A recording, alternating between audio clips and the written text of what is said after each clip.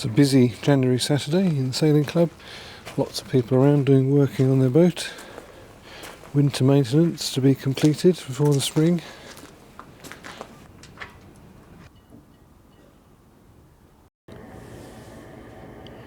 The anodes are in good condition. They're pretty worn away, but still plenty of life in them. I've got new anodes. I think I'm not going to change them yet. I'm going to dry out a few months into the season and change them then, just to get a little bit more of use out. Pretty pleased with how the prop has come. It's cleaned up really nicely. One of this morning's jobs now is to grease it. Water coming out.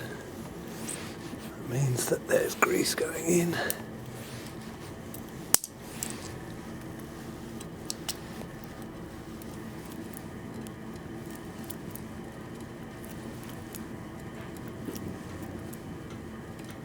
There's grease coming out now. That's good. That means we're done.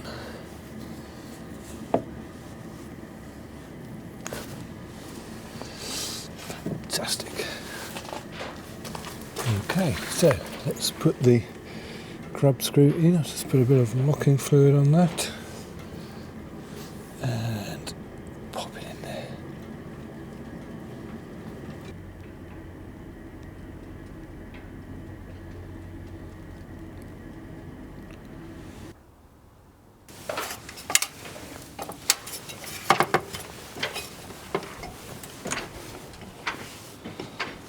Got this rather good cover, which is covering the hull mast and the jib, and all the rigging's wound round as well, so keeps it all neat and tidy, keeps the wood protected from the weather.